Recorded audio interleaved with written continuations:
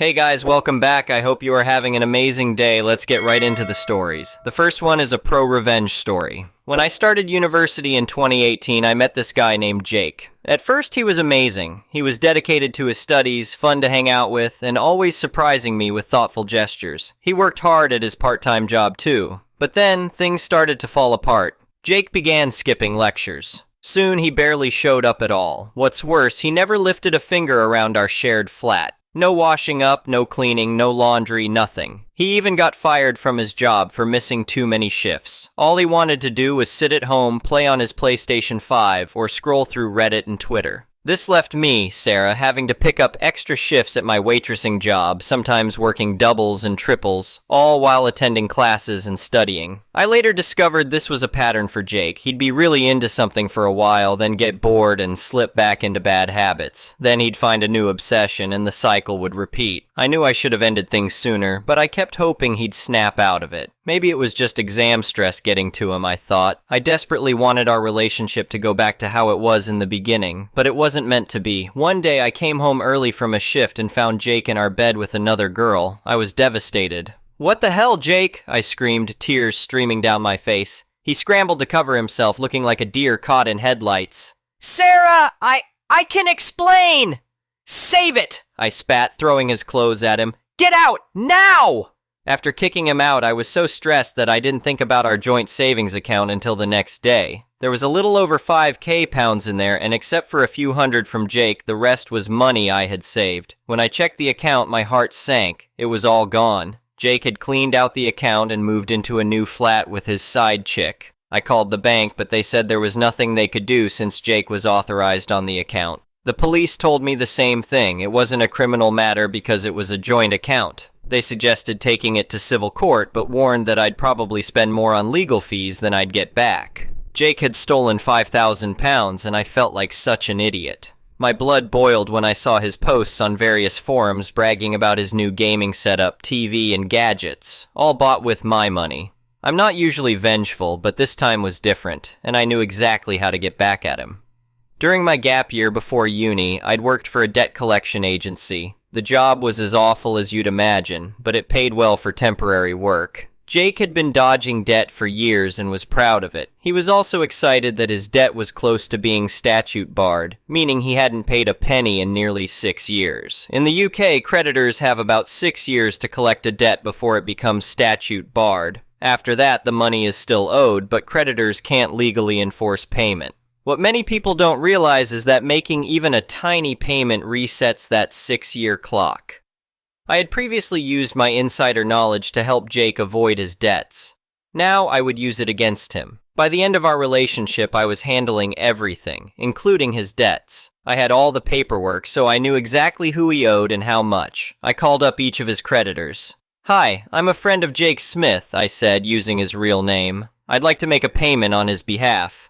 They couldn't disclose any details, but they could accept payments. I paid the minimum on each debt, mostly £1, but one had a £1.50 minimum. It was the best £8.50 I've ever spent. I also made sure to give them his new address and contact details as well as his parents' address. Having worked in the industry, I knew they wouldn't change the address based on my call, but they would note it down. The trap was set. All I had to do was wait. A few months passed, then it happened. Jake's forum posts shifted from boasting about his new gaming PC to panicking about a court date. He called me, desperation in his voice. "Sarah, please, I need your help. I've got this court thing."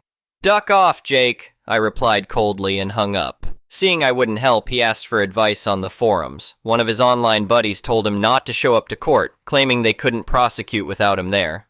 It was terrible advice and completely false. In fact, not showing up is one of the worst things you can do, especially in civil court. This was getting better by the minute. The court date came and went. Jake, predictably, didn't show up. A few weeks later, he posted photos of his empty flat. Bailiffs had seized everything, including all his shiny new gadgets and toys.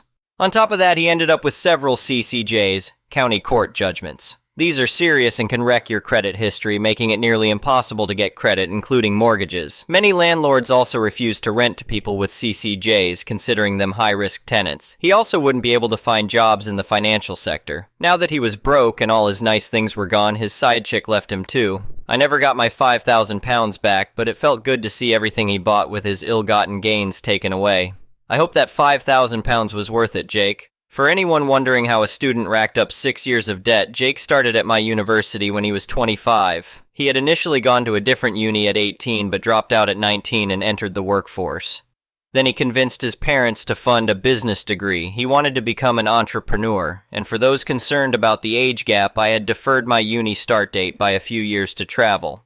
I was 22 when we started dating, and he was 26. In the end, I learned a valuable lesson about trust and finances. While I don't regret my revenge, I've moved on and focused on building a better future for myself. As for Jake, last I heard, he was still trying to dig himself out of the hole he created. Karma, as they say, is an idiot.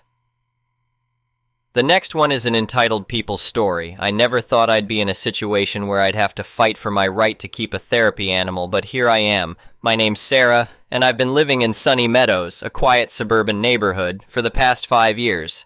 It's a nice place with well-manicured lawns and friendly neighbors. At least that's what I thought until the homeowner association decided to make my life a living hell. I've struggled with anxiety and depression for most of my adult life. A few years ago, my therapist suggested I get a therapy animal to help manage my symptoms. After some research, I decided on a mini pig named Hamlet. Yeah, I know, not your typical therapy animal, but Hamlet has been a godsend. He's smart, affectionate, and always seems to know when I'm having a bad day.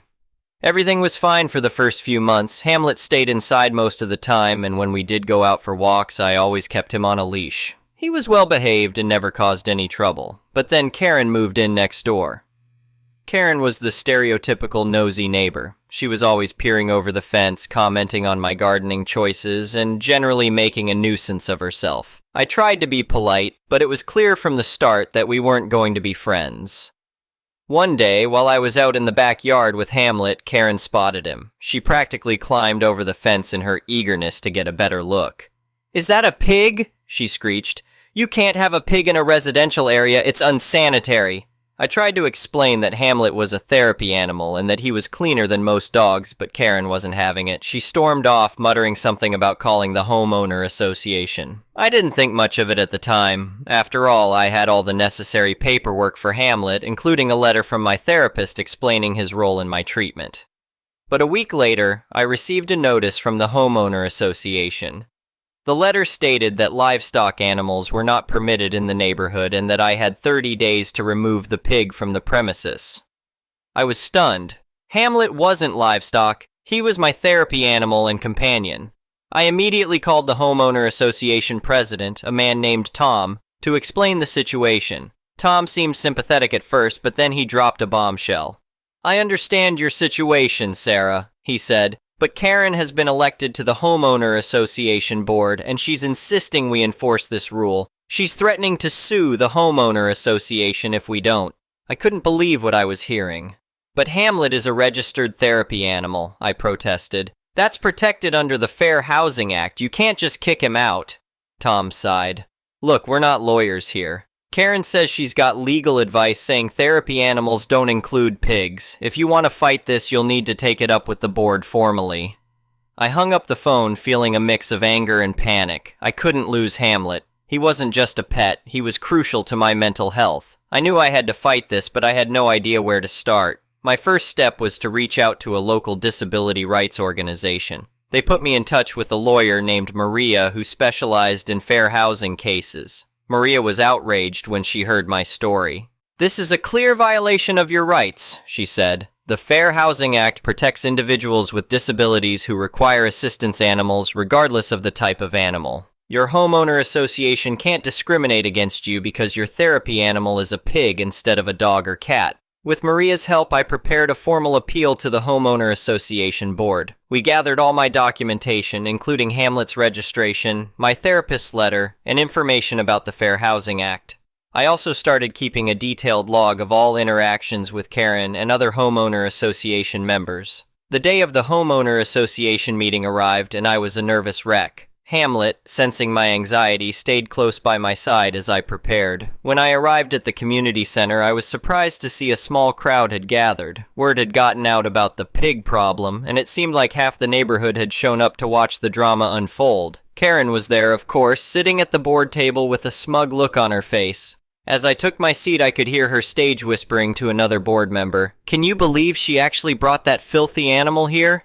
I took a deep breath and tried to stay calm. When it was my turn to speak, I stood up and addressed the board. "I'm here tonight to appeal the decision to ban my therapy animal, Hamlet," I began. "Hamlet is not just a pet, he's a crucial part of my mental health treatment. He's registered as a therapy animal, and under the Fair Housing Act, you cannot discriminate against me based on my disability or the type of assistance animal I require." I went on to explain how Hamlet helped me manage my anxiety and depression, how he was always clean and well-behaved, and how he had never caused any problems in the neighborhood. I presented all my documentation and explained the legal protections I was entitled to. As I spoke, I could see some of the board members nodding and understanding, but Karen was having none of it. As soon as I finished, she jumped in. "This is ridiculous," she exclaimed. "A pig is not a therapy animal. It's livestock. What's next? Will we allow people to keep cows in their backyards and claim therefore emotional support?" The room erupted in murmurs. I could feel my face getting hot, but I stood my ground. That's when Maria, my lawyer, stood up. "If I may address the board," she said, her voice calm but authoritative, "I'd like to point out that the Fair Housing Act does not specify which animals can or cannot be assistance animals. The law protects individuals with disabilities who require assistance animals, period. By attempting to ban Ms. Sarah's therapy animal, this homeowner association is opening itself up to a potential federal lawsuit for violating the Fair Housing Act." You could have heard a pin drop in that room. The board members looked at each other nervously. Karen's face had turned an interesting shade of red. Tom, the homeowner association president, cleared his throat. "Well, this is certainly more complicated than we initially thought. I think we need to take some time to review all this information and consult with our own legal counsel before making a decision." Karen exploded. "This is outrageous! We can't let her keep that pig. It'll destroy property values. It'll attract vermin." "Karen," Tom said sternly, "that's enough. We need to handle this properly to avoid any legal issues." The meeting was adjourned with the promise that the board would review everything and get back to me within a week. As I left, several of my neighbors approached me, offering words of support. It seemed that Karen's aggressive behavior had backfired, making people more sympathetic to my situation. The next week was tense. I jumped every time the phone rang or there was a knock at the door. Finally, on Friday afternoon, I received an email from the homeowner association. With shaking hands, I opened it, prepared for the worst. But as I read, a wave of relief washed over me. The homeowner association had decided to allow Hamlet to stay. They acknowledged that as a registered therapy animal, he was protected under the Fair Housing Act, and they would not be pursuing any further action against me. The email went on to say that they would be reviewing and updating their policies regarding assistance animals to ensure they were in compliance with federal law. They also apologized for any distress caused by the situation. I was overjoyed. Hamlet, sensing my mood, came trotting over and I gave him a big hug. "We did it, buddy," I whispered. "You get to stay." The story could have ended there, but Karen wasn't done yet. Over the next few weeks, she launched a campaign of petty harassment. She'd call in noise complaints whenever Hamlet made the slightest sound, report me for imaginary violations of homeowner association rules, and generally make my life miserable. But her tactics backfired. The constant unfounded complaints only served to annoy the other homeowner association board members and our neighbors. People started to avoid Karen, and I heard whispers that many were planning to vote her off the board at the next election. The final straw came when Karen was caught on my newly installed security camera trying to lure Hamlet out of my yard. The footage clearly showed her attempting to open my gate and calling to Hamlet with a handful of treats. I took the footage to the homeowner association board and the local police. Karen was charged with attempted theft and trespassing. The homeowner association immediately removed her from the board and issued her a hefty fine for violating numerous homeowner association rules herself. In the end, Karen ended up moving out of the neighborhood, unable to face the consequences of her actions and the cold shoulder she received from the other residents. As for me and Hamlet, we're still here, enjoying our quiet life in Sunny Meadows. This whole experience taught me the importance of standing up for your rights, even when it's scary or uncomfortable. It also showed me that most people are kind and supportive if you give them the chance. Hamlet continues to be my rock, helping me through tough days and bringing joy to my life. And now he's something of a neighborhood mascot, with many of my neighbors stopping by to say hello and give him a scratch behind the ears. I'm grateful for the support I receive from my lawyer, my neighbors, and even some of the homeowner association board members who were willing to listen and learn. It just goes to show that with persistence, education, and a little help from our animal friends, we can overcome even the toughest challenges. The next one is a petty revenge story. I went to a conservative Baptist college in the 1990s. My parents thought it would make me ladylike. Spoiler, it did not. The girl rooming next to me, Juliet, was awful. Blasting music all hours of the night, degrading people for their clothing choices, go to the restroom with the door open to talk with people, etc. Here's the scene. We had 6 shower stalls, 3 on each side. The first one on the left was Juliet's shower. She'd leave her watermelon-scented stuff scattered about and throw a fit if someone was in there. The scent is important. Eventually, the rest of the 17 girls avoided that stall just to not hear her idiot in the mornings. One Saturday night, I decided to take revenge. I went into her shower stall, unscrewed the shower head, and inserted a watermelon Jolly Rancher hard candy. This way, as she showered, it would coat her long blonde hair and skin with a thin candy coating. The next morning, I planted myself in the bathroom to get ready for church just as Juliet started to shower. The muttering turned to shrieking fairly quickly, and I stood there silently laughing. After 15 minutes, she stalked out of the shower with hot pink towel lint stuck in her hair, on her face, everywhere. Most of the girls were in the bathroom watching her stalk her way out of the room. Later that day, while others were at lunch, I snuck back in the shower, took out the candy, which was more than half gone, and enjoyed the glee emanating from the rest of the girls on my floor. Juliet never used that shower again and didn't appropriate any other one. The next one is a malicious compliance story. Backstory. I was recruited by an IT MNC during COVID. My manager is extremely chill and an outstanding leader. My grandfather, manager's manager, is a stickler for rules. For the purpose of this post, I will address my manager as Sam and my grandfather as Murad. I work as infrastructure and configuration manager. Work passes through my gate first, and if I don't pass it, it doesn't go to the next team. I act as a choking point of sorts, and any dip in my productivity becomes several folds down the line. However, apart from Sam, management is blissfully unaware of this dependency. Story. When I joined, there was no office in my city. My joining was at a city over 1,100 miles away. All joining formalities were done online. Since then, I have never been to the office except for a 2-week workshop, for which I was flown in by the company.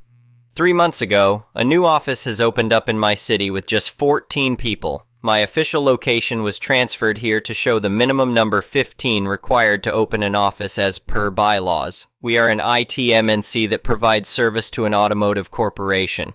My work is completely remote, so I never need to go to the office. I also really enjoy WFH. The company started elective WFO last year and hybrid at the beginning of this year, but everything was mostly dependent on manager's approval. Sam is on site in a different country. He has never asked any team member to work from office. Murad, on the other hand, expects everyone to return to the office full-time. Usually we are protected from this by Sam.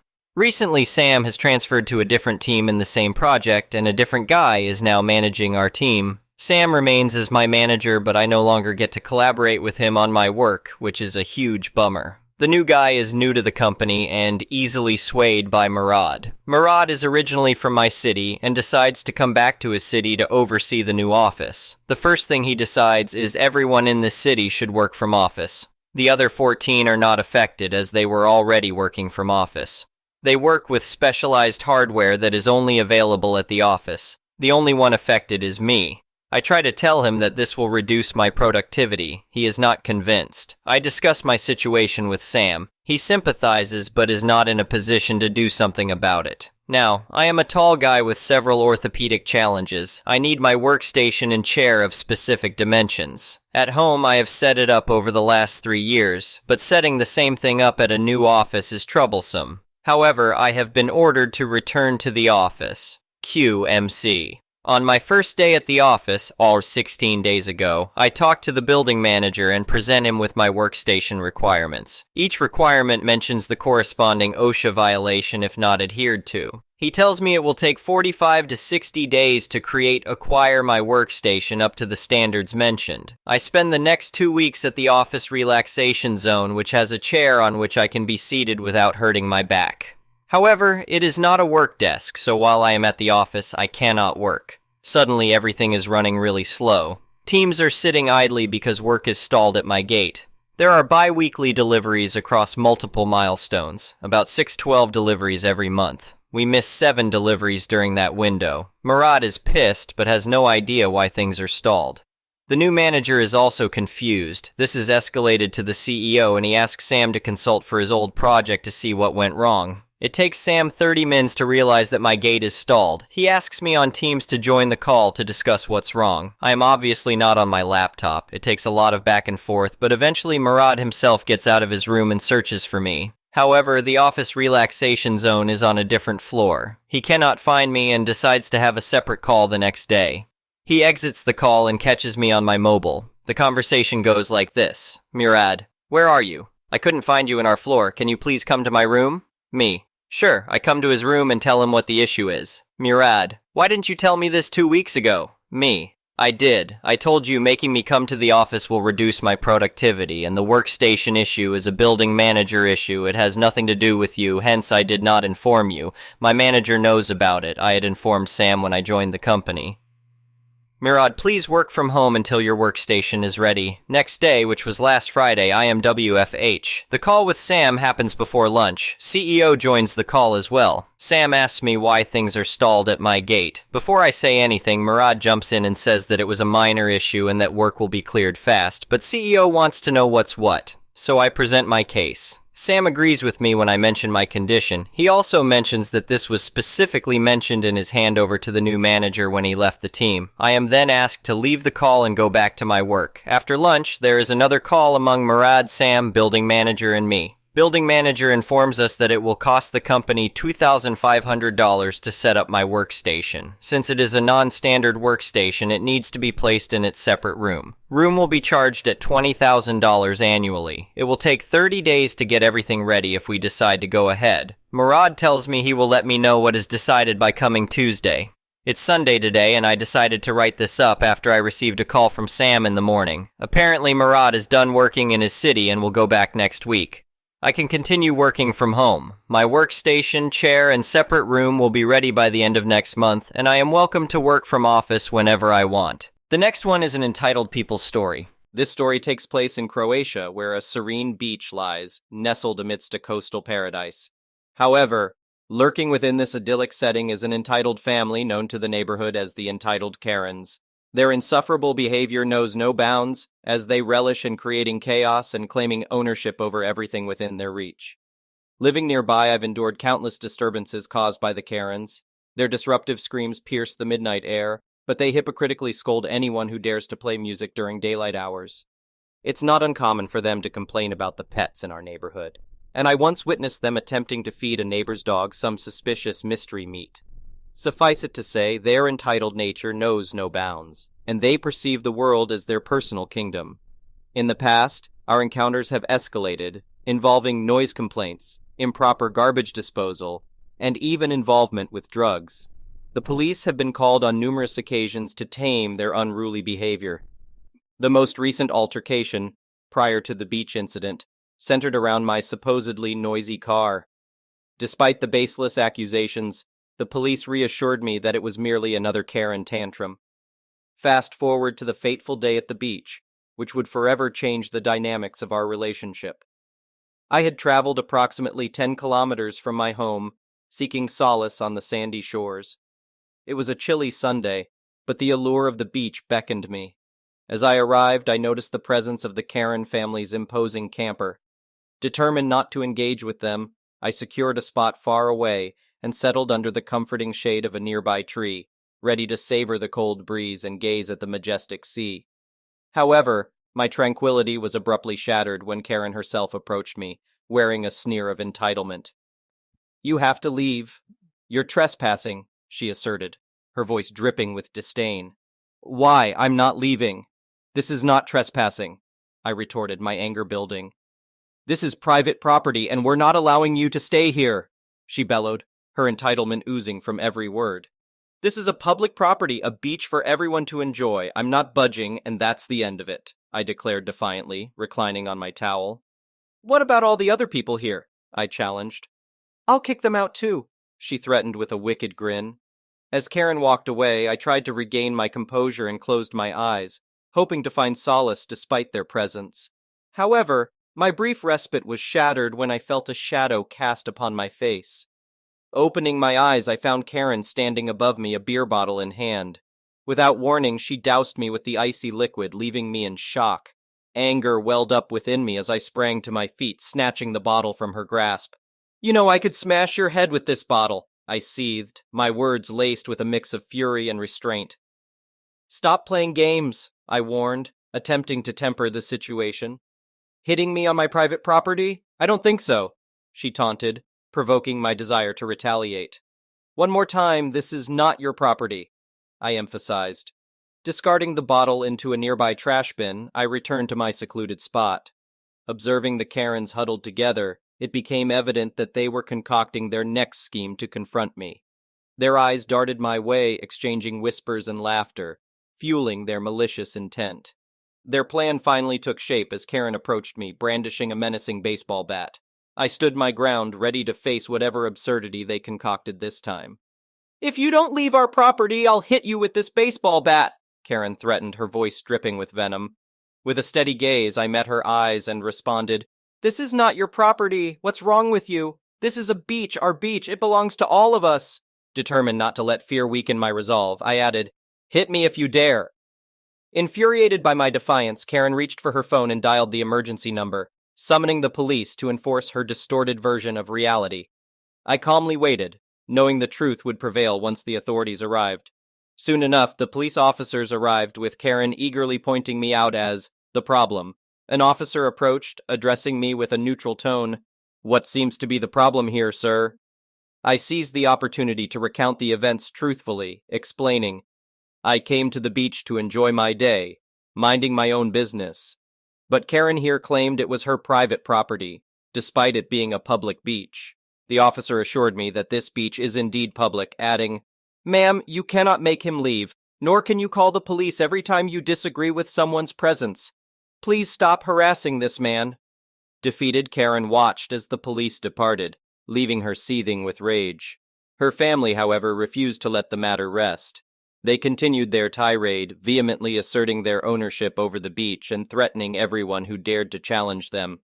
It was clear that reasoning with them would be futile, but I resolved to take matters into my own hands, seeking a form of poetic justice. Observing their massive camper parked in a designated handicapped spot, I made a discreet call to a towing company. A smile crept across my face as I witnessed their bewildered expressions upon seeing their precious vehicle being towed away. Enraged and undoubtedly suspecting my involvement, Karen unleashed her wrath on the tow truck operator. "It's my property. I can park wherever I want," she screamed, her entitlement blinding her to the consequences of her actions. Remaining composed, the tow truck operator calmly replied, "This is a public beach, ma'am. Someone reported your camper parked in a handicapped spot and they were correct. We are towing it, and you can retrieve it tomorrow once you've paid the fine." As they were forced to trek home on foot, I couldn't help but savor the sight. Driving past them on my way home, a sense of satisfaction washed over me. Perhaps, I thought, I wouldn't need to move out just yet. There was still some innocent revenge to be savored. The following day, they grudgingly paid the fine, reclaiming their beloved camper. Strangely enough, silence descended upon their once boisterous existence. It seemed as if the events at the beach had instilled a modicum of humility within them. As the days turned into weeks, the Karens faded into the backdrop of the neighborhood, no longer wreaking havoc or instigating conflicts.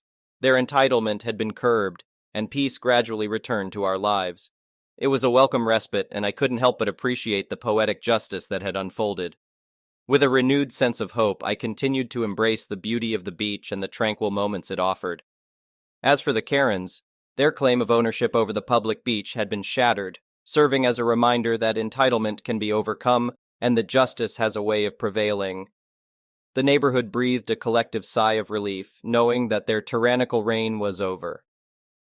The next one is a pro-revenge story. The background. I lived with a group of people who I thought were my friends. They were two couples, and we all lived in the same house for almost 2 years until I recently moved out. There were David and Tina, and Brittany and AJ, I was the only single person there. There was a debate on how we should pay the bills, but we all decided to give the money to the person whose name was on the bill. David paid the mortgage, Tina paid the water and electric gas, and I paid the internet. It came to the point where I was paying close to 80% of the mortgage by myself, the entire water bill, about 75% of the gas and electric, and I was paying the internet bill by myself. I was giving the money still to the person in charge of the bill, but came to find out about 10 days before I moved out that the mortgage was defaulted on and the house was in foreclosure. Also, the water, gas, and electric bills were in constant threat of being shut off, and the only up-to-date bill was the internet. While they all saw me struggle to pay these off, they were mindlessly spending money during the day, which is when I sleep, due to working the night shift. So I never saw the mindless things they spent money on, nor did I ever see the mail since they grabbed it before I woke up. Brittany never paid anything as her check was being garnished due to unpaid student loans, but she always had expensive makeup. AJ never held a job for more than 2 weeks. David and Tina were always calling into work, knowing that I wouldn't allow them to go without a home due to our history. One day, I woke up while they were all out and about doing something or other, so I went to check the mail as I was expecting a package. When I saw the bills in the mail, I decided to investigate. I opened up the gas and electric bill, as they are from the same company, to see a total amount of almost $400 and at risk of being shut off. I was shocked and pissed. I knew right then and there what was going on, and I vowed to screw them over as hard as I could. The revenge. I had just interviewed for a new job that paid almost double what I was making, and I knew that I interviewed well with them, so I told myself that if I got the job, I would give them a 30-day notice and move out. As it was close to the end of the month, and I had already paid them, I would be moving out before the 1st of February. I got the call with the job offer the next day, which I happily accepted. I did the paperwork for the background check, and it all came back clean. The same day I accepted the offer, I typed out a 30-day notice and recorded myself, with my phone in my breast pocket, handing it to them, explaining that I was moving out. I started my job and my hunt for an apartment close to my new job, which I found within a week of starting. I took almost the entirety of my checks, set them aside for rent, deposit, and basic things that I would need. I was asked several times to help with the next month's bills, to which I said no, as I was saving for my own place and they had plenty of time to come up with the money between the four of them, because I was doing it all by myself pretty much on a meager pay rate of $11 an hour before my new job. There were a lot of scowls, passive-aggressive behavior, and flat-out attempts to take or use my things or foods without permission. The day finally came when I went and got my U-Haul and had a few friends help me move. Free beer and free lunch are the best payment ever, as they shared it all with me. I was determined to get everything in one go, so I rented the biggest truck they had, and we packed everything up. I took everything that was mine, down to my pizza stone, which they loved, my expensive kitchen knives, which they would use and never clean, and even my toilet paper that I had bought just 3 days prior because I needed it. A few rolls went missing very quickly. After moving everything, I sat down on my couch, looked around with my cat in my lap, and breathed a sigh of relief. I happened to be good friends with my previous neighbors. We often smoked together, and I asked them to keep an eye out for anything out of the ordinary. 4 days went by, and I found out that the gas, electric, and water had all been turned off. They were asking to fill up some buckets to manually flush the toilets, bathe in, etc. Now, both couples had dogs, which my cat hated as they were both hyperactive as hell, but I loved them. So I decided that those dogs were in a dangerous situation as they had no water, no heat in the middle of winter, and probably no food since I had bought the last bag about 2 weeks prior. I hate to see an animal hungry. I called the local humane society and left an anonymous tip about the dogs, expressing my concerns for their well-being. The very next day, my neighbor Todd texted me, telling me that the dogs had been removed from the home and my previous housemates were being charged with neglect. Due to the lack of utilities, these were not civil issues but criminal charges. This was enough to make me smile, but I wanted more. I knew that David was divorced and had a child, and I also knew that he wasn't paying child support. I then contacted the local courts and informed them about the blatant non-support, hoping they could assist the agency looking for him. I provided the address we had lived at and stated that the homeowner was the one who was being sought. It came to light that he was almost $25,000 behind in payments, which is a felony in the state where I live. He is now living on someone's couch. As Tina left him, the house has been foreclosed on, and he has nothing to his name while facing multiple criminal charges. The moral of the story: don't take advantage of a friend who knows all your dirty secrets. The next one is a petty revenge story. I never really believed in the stereotype of the condescending, holier-than-thou vegan. I figured it was an invention of omnivores who like to make fun of vegans and project some kind of judgmental attitude onto them. And then I met her. She came into this really solid Asian fusion restaurant that does carry out. She was talking to her friend, and the gist of the conversation was that she was appalled that she was even in this restaurant. The food didn't even count as vegan since they also served meat. In fact, for the 10 minutes that I knew her, she basically had nothing nice to say about anyone or anything. It was pretty spectacular, listening to one person manage to say nothing nice for 10 minutes. She could win gold in the Ass Olympics. I had been standing in line patiently, waiting to place an order, with one person in front of me. As she walked in, that person finished ordering, at which point she breezed by me like I didn't even exist. "I'd like a tofu lo mein." The woman behind the counter looked at me, and I coughed politely. "I'm sorry, I was here first."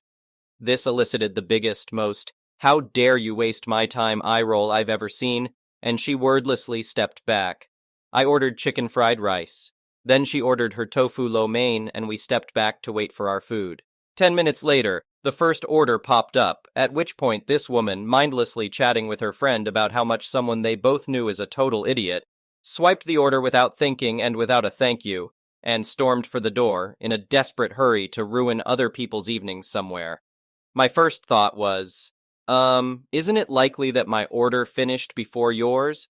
And I almost said it. And then I realized she was storming out with a meal she really, really didn't want. The next meal popped up about 2 minutes later. I grabbed it, knowing there was a solid chance it was tofu, thanked the very nice woman behind the counter, and left without stopping to open it, afraid that if I wasted a second's time, that angry shrew might have stormed back in and corrected her oversight. I triumphantly ate a tofu lo mein back at home that night. Well, I ate the lo mein and picked around the tofu. I don't know if that harpy returned demanding her correct meal or if she just got home, realized it was chicken fried rice, and threw it away dejectedly. I just hope she felt some level of the misery she seemed to enjoy forcing on everyone around her. The next one is an entitled people story. Some years ago, I dated a girl. The relationship was bad. She was very controlling and abusive. It ended up really badly, and we broke up. I kept going on with my life, and after some years I got a decent job, enough to solve all my needs, have a comfortable life, and make some savings. The thing is, a couple of months after getting my job, my ex contacted me. She first asked me to talk. I believed that she may want to reconnect or something, but she showed up with a 5-year-old child, claiming he was my son and demanding child support. I didn't believe her, but the child's age matched the time since we cut contact. I got advice from a lawyer, a friend of mine, to try to solve this out of court. I offered to take responsibility, pay all the costs, and be an active part of the kid's life, only after making a DNA test. Everyone was okay with this except for my ex. She acted offended and demanded to just give her the money she deserved. She used all the excuses she could, even contacted my family to tell them I was trying to avoid taking responsibility for her child. When she ran out of excuses and the DNA test was finally made, surprise! I'm not the father. She was so mad with the result and cried about the money, saying it was unfair and she deserved it. But she didn't accomplish anything. Moving on to last week, there was a little party at my parents' house. My brother, a friend, and I were talking when my brother started to joke about the situation with my ex. My friend and I started to joke about it too. Some of our comments were a little dark and bad, but we were far away from the rest of the people, literally on the opposite side of the house, and nobody else could hear us. At least that was what we thought. We were laughing like crazy when my sister appeared very angry and pushed me against the wall. She spied on us and overheard our conversation, and she was really mad. She started to yell at us about how horrible people we were for mocking a poor woman. A few hours later, when the party ended, she asked me to go to the kitchen with our parents, and she started to say how awful I was for the previous situation. Apparently, my ex had been in contact with her, and she believed her version, and that was her way to have an intervention. My brother and I were like, "Are you serious?" when she started to say how I forced my ex into being a single mother and that I have the moral obligation to help her. My dad only said that we may have been too cruel making jokes about her, but that I wasn't responsible for that kid. My mom then surprised all of us when she said, "Even if the kid is not yours, you are making more than enough money to support that child. You should have helped her." Since then, I have been receiving texts. My dad and my brother are on my side, saying I'm not responsible for her, but my sister is telling me how horrible I am for ruining their lives. My mom only said, "It's your decision, and I respect it. I'm just very disappointed that you ended up being so selfish. I'm aware that she doesn't deserve my money, and I'm not planning to give her any, but the constant harassment from my sister trying to guilt me is just exhausting." The next one is an entitled parent story. Alrighty, a little bit of background info. I'm 20, I'm Jewish, I work in a toy store at my local mall. So the get your photo with Santa thing is right in front of the toy store at the mall I work at, which makes sense. Kids can look around while their parents wait in line. Parents can look for present ideas while their kids wait in line. They can all come in together after getting their photos taken, etc. This happened today at around 11 a.m. I'd been working at the toy store, and my boss lets me know I can go on my break, so I do. I had about 30 minutes to kill, and I wasn't particularly hungry, but when I walked by the Santa exhibit, I saw that there was almost no lineup because it was a weekday in the middle of the day. Most kids are at school, and most parents are working. So, since I'm an adult and don't celebrate Christmas, I thought a picture of me on Santa's lap would be a funny gift to give my family on Hanukkah when I'm home. So I get in line. There's one family who currently has their kids seeing Santa, one kid in front of me, and not long after, our entitled mother, entitled father, and their kids. They were all very lovely at first. We made a bit of small talk while we waited. I asked their kids how excited they were to see Santa, etc. The family in front of me goes, and in hindsight, I think the gears were starting to turn in the mother's head that I wasn't just an older sibling, and was actually there for myself. The family in front of me leaves. I get to tell the patron saint of prostitutes. No, seriously, look it up. What I want for the holiday I don't celebrate, and I get my pictures. Yes, I will include it in the comments. I go back to work and clock back in because even without the lineup, just waiting for two families and getting the pictures printed and paid for took most of my lunch break. A few minutes later, the family from before comes in. The kids go off to look at toys. I give them a friendly little hi again, and I'm met with a very cold-hearted hello from the mother. Our store wasn't very busy either, given the day of the week and time of day. So while they browsed, I was showing my coworkers and boss the pictures that I got for craps and giggles. Then the mom stomps over like I just crap in her figgy pudding. I'm sorry, I just think it's very rude and immature to keep my kids waiting longer just for a joke. Me, there was no wait, at least not to see Santa. You're too old to believe in this crap. Keep in mind, her kids were the only kids in the store and she was yelling. Me, I've never believed in it, I don't celebrate Christmas. A little quieter because I'm actually capable of being courteous. Well, that's a whole other reason why you shouldn't have been there. You're ruining it for everyone else. Me, well, it doesn't really matter. Santa says I'm on the nice list and his word is law. I was very obviously screwing with them the whole time. It's a weird coping mechanism where I try to escape conflict by being funny. Well, God says you're gonna burn in hell. Me, I'm Jewish, we don't have hell. This isn't entirely true, I don't think. I'm not particularly religious, but I know some sects of Judaism say we don't have a hell. Others believe that it's more of a temporary thing where you spend time atoning and then get to go to heaven. I was just using the best comeback I could think of, my boss. Alright, I'm gonna need you to leave if you're gonna keep harassing my employee. The kids came back to find their parents. One asked if they could have one of the candy canes we have on our checkout counter. The mom said no, I said they were free and to go ahead. Both kids took a candy cane because free candy totally outweighs their mother's word, which is actually kind of a scary thought without context. The mom stared daggers at me, called me a name that rhymes with bike as they left, and I just smirked and gave a very happy Merry Christmas. My boss and coworkers are still laughing about it with me as I write this. We call them Kanye's parents for, well, obvious reasons. The next one is an entitled people's story. My family owned a grand estate in the heart of the Ukrainian countryside. It had once thrived as a dairy farm, but over the years, circumstances led to the sale of our land. Most of the fields were acquired by neighboring farmers, while a portion was gifted to those who had a special connection with my family.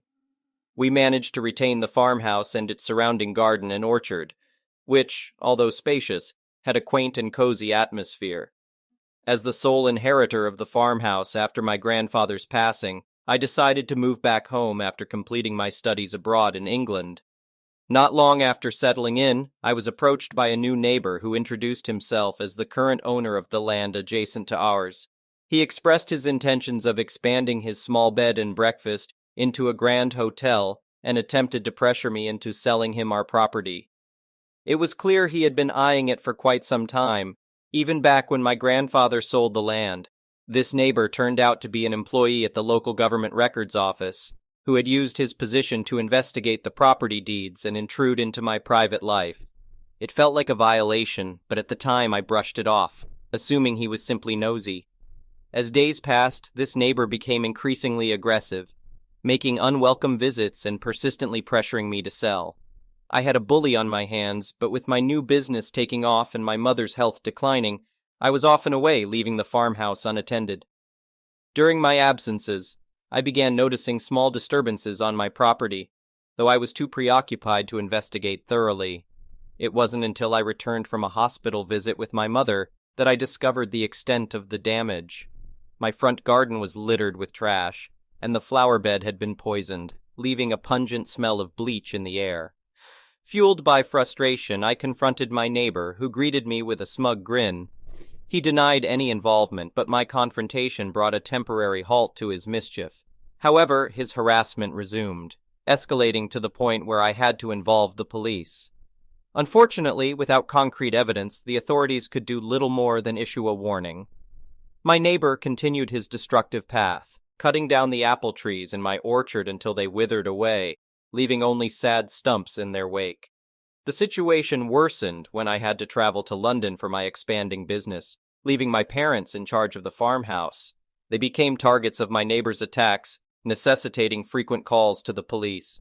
After a period of relative calm, my parents called me, their voices trembling, to deliver the devastating news. The farmhouse had been demolished. Rage coursed through my veins as I burst into my neighbor's house, which now occupied my land as part of his new hotel construction. In a fit of fury, I attacked him, leaving him with a black eye. He promptly called the police, and to my disbelief, they trespassed me from my own property. Once I had regained composure, I enlisted the help of a lawyer, who discovered that while the property deed now bore my neighbor's name, there was no supporting documentation for the transfer of ownership. It offered a glimmer of hope amidst the darkness. It would require substantial time and resources, which I reluctantly diverted from my business. But I couldn't let this injustice prevail. However, my neighbor shamelessly proceeded with the hotel construction, exploiting the legal gray area until the dispute was resolved. Powerless, I watched my beloved home crumble into oblivion, transformed into a parking lot and swimming pool. Months turned into a year, and the court date for my property dispute seemed distant and uncertain. The escalating tensions with Russia's impending invasion shifted priorities, and property matters were pushed aside. Disheartened, I made the difficult decision to return to England, seeking solace in the spare room of a friend from university. Days turned into weeks, and then into months without any updates from my lawyer or progress on my court case. It felt as if my fight for justice had been forgotten in the chaos of the world. The pain of losing my ancestral home and the constant reminder of my neighbor's audacious actions haunted me. It seemed like an endless battle with no resolution in sight. However, in 2022, I received a surprising update about the property that had been the center of my agony. Rumors reached my ears that the neighbor, who had stolen my land and built his hotel, had suffered a devastating fate. The property had been bombed and he was critically injured, possibly even facing the grim possibility of never walking again. It was a bitter irony that the very place he had fought so hard to claim had become his own downfall. As horrible as it sounds, a sense of vindication washed over me. It felt like karma had finally caught up with him, delivering a well-deserved blow. While I couldn't celebrate someone's misfortune, it provided a small measure of closure, a glimmer of justice amidst the chaos. The next one is a pro-revenge story. Okay, this happened years ago, in 1985 to be exact. I was 45 when this happened. I'm 81 now, so after my second retirement, I started doing property management. I bought this 2,500 square foot luxury home with the sole intention of renting it out. And I didn't know how bad the homeowners associations was, but when I became the owner, I soon found out. This all took place in a span of 2 years. Karen would literally have a problem with everyone in the neighborhood. Trash cans left out? Fined. Loud music after 10 p.m.? Fined. Yard sale without permission? Fine. Removing dead plants and replanting without approval? You get fined. It went on and on like this. Now the community could run for the Homeowners Associations Board, but the Homeowners Associations Board chose the president. 6 out of the 10 members on the board liked Karen, so she always kept her job. Her husband was in the medical field, so he made a lot of money. It got to a point where she was called Queen Karen in the neighborhood for dishing out Homeowners Associations fines. Now I used to go in person to collect the rent because the people that rented my house were good friends of mine. I did this for months, so I would park my car by the front of the garage. My friends and I were having some music on, but it wasn't that loud. Queen Karen came over driving her golf cart and said, "Queen Karen, excuse me?" Me, "Yeah?" Queen Karen, "You have to turn that music down, it's too loud." I told her that it was 8 p.m. and that even loud music can be played until 10. She wasn't having it and demanded that I do so. Now my friends and I kept the music going, and we were enjoying ourselves. She proceeded to get angry and fined me. Now most people would just take the abuse and pay the fine, but not me. I went to the Homeowners Associations Board, contested the fine, and won. From that point on, Queen Karen made it her personal mission to destroy me. She would idiot and fuss about every little thing. I fought what I could, but I did end up paying for some of it. She also went after my tenants, which made things worse for me. I had a sit down with my friends one night to discuss the problem. When I parked my car, Queen Karen came over in her robe and said I have to park somewhere else. I did because I didn't want to start anything. We see her go back into her house and embrace a man who isn't her husband. We were being noisy, and we came to the conclusion that she was cheating on her husband. Spoiler alert, she was. My friends and I told Queen Karen's husband. I'm sure he did some investigation because 3 months later they divorced, and he was moving his stuff out. Now, gossip said that Queen Karen got nothing because she was the one that cheated and she didn't have a job, so she wasn't entitled to the money. From this point on, Queen Karen had a massive decline in the quality of life she had. She sold her car and got a cheaper one, and she adopted different dressing habits. But even after the divorce, she never got a job, and she was still living somewhat better than everyone else. Fast forward to February 1986, Queen Karen and the homeowners associations had been giving out fines for very obscure things and increased monthly dues. Having trash cans out a couple of hours early or after the trash man left would result in a fine. Targeting people that had older or dirty cars, it went on and on. The other people in the community and I were sick of the crap that she and the homeowners associations were pulling. So at the next meeting, we voiced our concerns. Queen Karen said that the community had been falling behind on repairs and that the increased dues and fines were necessary, especially if people weren't maintaining their own property. She claimed it was in the yearly budget report and that we should have read it. The other residents and I, who were pissed off, went and read the statement. None of us had actually read it before because we considered it junk mail and disregarded it. But this time we read the whole statement cover to cover. Queen Karen had increased the Homeowners Association's budget by 15%, and where that extra money was going remained unknown. The next day, we went to her house and demanded to know where the extra money was being spent, but she refused several times. She closed the door and went back to watching TV. We filed a joint lawsuit to find out where the money was going. In June, we found out. Here comes the revenge. Queen Karen was living off Homeowners Association's fines and dues. The increase was because she was running out of money. She still didn't have a job, so she embezzled from the Homeowners Associations to avoid getting one. She got busted. We called the police for her embezzling the money. She was charged with fraud and extortion. The neighbors and I filed a joint lawsuit against Karen to get reimbursement as well. Because she had no money, she had to mortgage her house to pay all of us. She later went to federal prison for 6 years with no parole. Since she was away, no one was paying on her house. The bank foreclosed on it and someone else bought it. So when she got out in 1992, she was homeless. Honestly, the majority of us didn't want to ruin her life like this. If she had toned down the excessive fines, we would have let her be.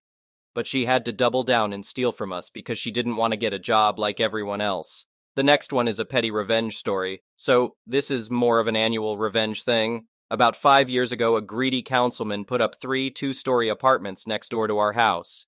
One of these has a direct view of our pool area, and a grouchy woman and her husband moved into it. Anyway, as we have done in the 15 summers before they got there, we all went for an afternoon swim. The woman was on her balcony and made a huge dramatic fuss about going back inside and closing her curtains. She then screeched at her husband when he tried to go outside. It's not like we were indecent or anything, just in our swimsuits. We laughed about it and continued having a nice afternoon at the pool while she roasted inside. A few days went by, and I decided it was too hot to be inside and went for a dip. I was in the middle of uni, and this was the only time I'd leave the house between assignments and tests. Now I do not have a body that stops traffic. I'm a regular plump human whose Dorito-loving habits have begun to show around the lower body area. I take off my sarong and jump into the pool. After a few minutes, I sense someone watching me, look up, and find a man on the balcony smoking and staring right at me. I make a bit of an aggressive "what" gesture, and he scurries back inside only to return with the woman in tow. The conversation went something along the lines of, her, "Excuse me? Could you not swim when my son is out here smoking? He just lost his job and this is the time he'd normally smoke and you're out here in a swimsuit and distracting him." Me, "Ew, he's the age of my dad. He can smoke on your front balcony. And I've lived here for, at the time, 15 years. So you can't blame me for being here in a swimsuit."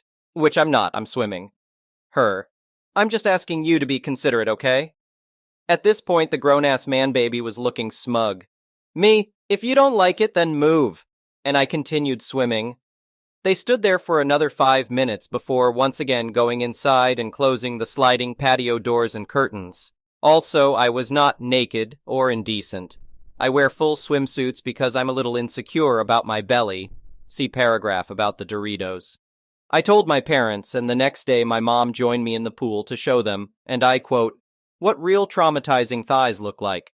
But that got me thinking, though. I could make their summers a living hell if closing all their curtains was how they'd go about seeing us in the pool. So now, every summer, weather permitting, I go out and flash my thighs for a few hours in the afternoon and have them roast up in their apartment. It's been 5 years of this, and I will continue doing this until the day I leave home. The next one is an entitled people story. So, when I was around 6 years old, I lived with my family in a nice house in a small city in Poland. It was a quiet neighborhood on the outskirts, and pretty much all the neighbors knew each other. There were no sidewalks around the part of the street I lived on, only one crappy sidewalk that started on the other side in front of my neighbor's house. It's important to remember that the sidewalk was very old and in bad shape. Even to this day, people are asking the city to fix it. This story is about that neighbor, Karen. She was an older lady, and everyone suspected that she really didn't have anything better to do than gather gossip and disturb everyone, trying to rule the street. Everyone commented that if you wanted to get the whole area to know something, you had to tell her that message as a secret. Whenever someone came to visit us, they usually parked their car in front of our property. But on bigger meetups like barbecues or parties, people would park in front of our closest neighbors' houses too. That was never a problem. No gates were obstructed and no one was disturbed. Well, almost. Karen hated when someone parked in front of her house. She would always run out yelling about how we dared to park our filthy cars on her precious sidewalk. My mother is not someone who lets someone yell at her. She had many discussions with Karen about the laws and rules that stated that she doesn't own anything outside her fence, which means that the sidewalk is public, and anyone can park on it as long as they leave enough space for a wheelchair to pass. That wasn't enough. Every time someone would come to us and park their car there, the yelling would start. Until one time when my mother's friend, Tomek, came for a coffee during winter. He's a local policeman, and his specialty is road law. So my mother tells him about Karen and her behavior regarding the sidewalk. Tomek laughs, since that thing was in such bad shape that it can barely be even called a sidewalk. When he was leaving, he assured my mom that he would stop by the next day for a coffee on his lunch break. The next day comes by, and I was playing with my brother in the snow. We see a black car pulling over in front of Karen's house, and as the driver gets out, Karen storms out of her house yelling, Kay, you can't park here. This is my sidewalk. Get your filthy car off my prop. Well, there he was, Tomek, with his full uniform, hat and all, turning around towards Karen as comically as he could.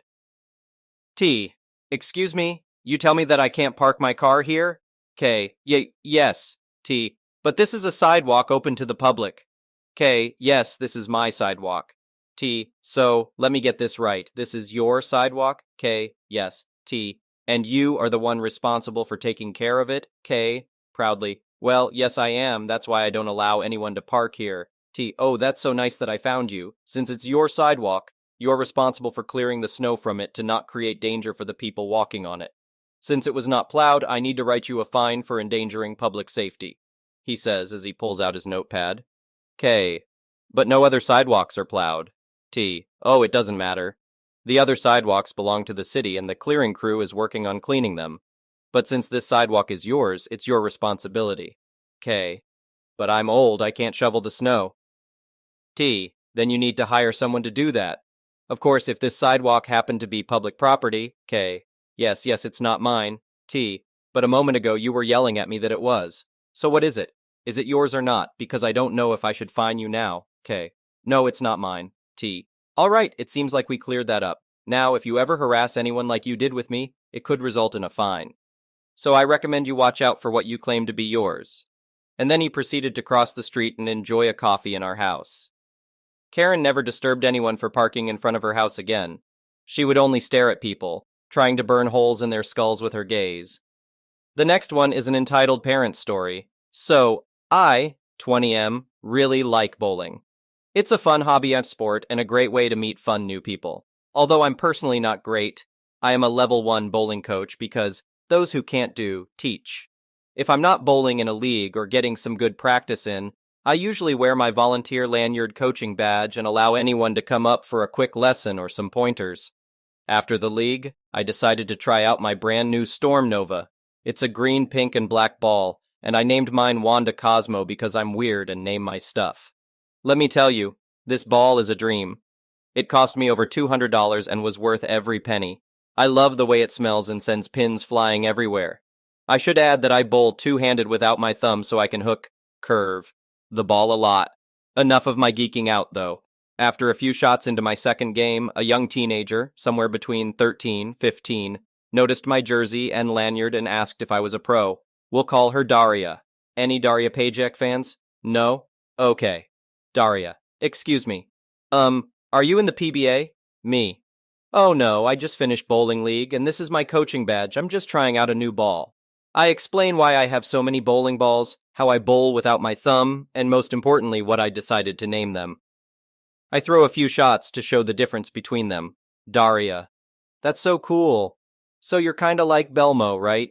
I like this Verity Crawley. She shows me her favorite video of Verity showing off a new ball. Me, melting that she called me Belmo. Do you have your own ball or want some pointers? Daria. I just started bowling last week, so no. But can you show me how to hook the ball? I said that was fine, but she had to ask her parents' permission. She leaves and comes back with her Karen of a mother. I swear this lady had the hair, the sunglasses, everything. She had 2 younger kids who couldn't stay still that she'd just shoot off to the arcade. Karen. What do you want, Daria?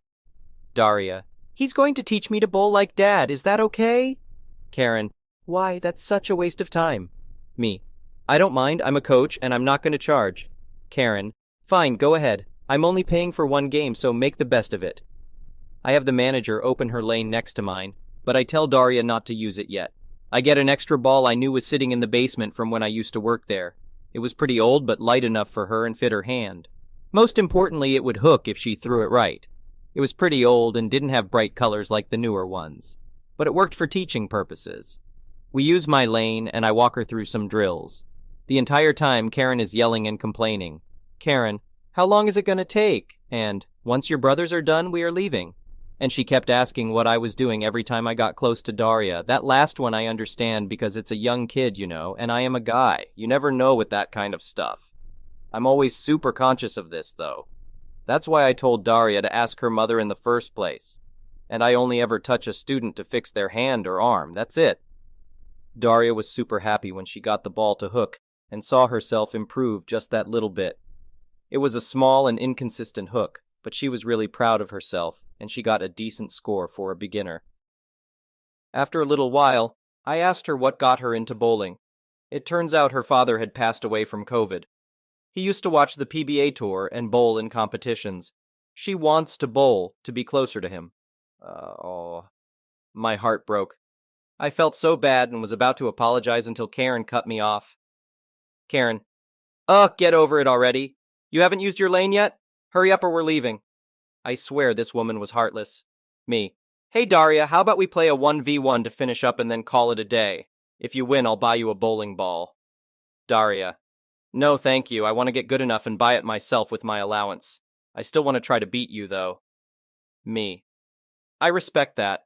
Buying your first bowling ball is special. I'll get the cross lane started and we'll have our match. Clearly I was going to win, but I was going to buy her a beginner ball at the pro shop either way. We changed our screen names to our favorite PBA, PWBA bowlers and started our match. We had a lot of fun, and I gave her pointers throughout the game. Towards the end of our game, Karen starts yelling again. Karen, why does your ball curve more than hers? Me, still holding Wanda Cosmo. Well, I can hook more because...